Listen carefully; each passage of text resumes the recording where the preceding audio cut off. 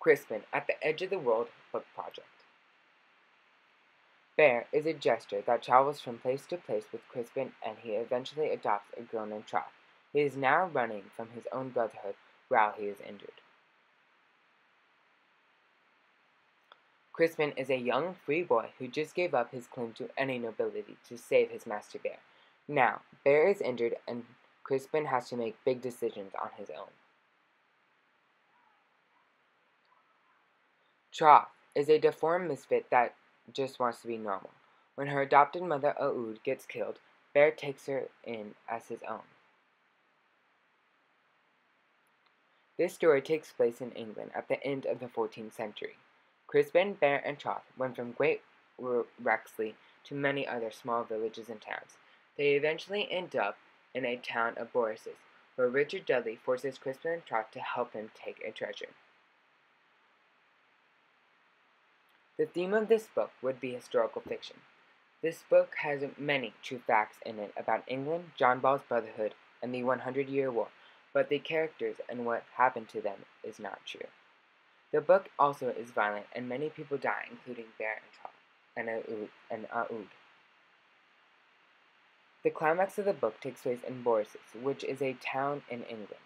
Richard Dudley, the leader of a small and forgotten army, plans an attack on Boris's for a treasure that is located in the church. He forces Crispin and Trot to help him with the attack, and if they don't, he will kill Bear. Crispin and Trot help him, but Richard Dudley does not succeed in stealing the treasure. Eventually, Crispin and Trot get Bear into the woods and away from the fighting, but later that night, Bear died. At the end of the book, Bear gets injured by a man from John Ball's Brotherhood who thought Bear was a traitor. Bear and Crispin wandered through the forest trying to escape from the Brotherhood until Crispin saw two people looking at them through the trees. They introduced themselves as Wold and Trot. Wold is an old witch that is living in a small makeshift cave with a young deformed girl, Trot. Wold is a nurse, but people took her to be a witch because of the practices she did. Wold was nurturing Bear back to health, but it was cut short because Wold was killed by some of the men that lived in the village near her. Bear, Crispin, and Trot decided to go south.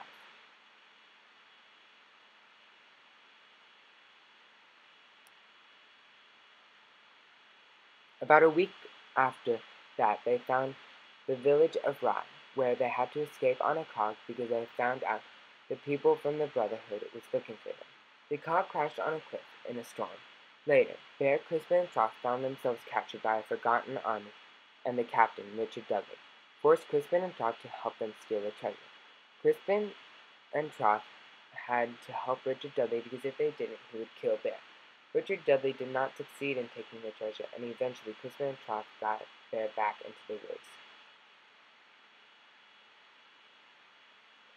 We led Bear away, as far as we could from the fighting.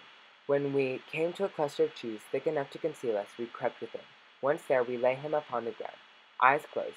Bear was broken and battered, with more than one bleeding wound. Rope-burn marks scored his neck. We tried to clean his face of blood and filth, but we had no water. We did not talk. All we could do was stay close, but Trot and I holding Bear's hand. The claim of the battle dwindled until we could hear no more. No one came to look for us. We remained alone. Once before, it was completely dark. Bear opened his eyes. We looked at us, eyes full of tears. We tried to speak, but couldn't. "Don't die, Bear," I whispered. "In Jesus' name, you must live." That is the night that Bear had died, and that was Crispin's thoughts and words.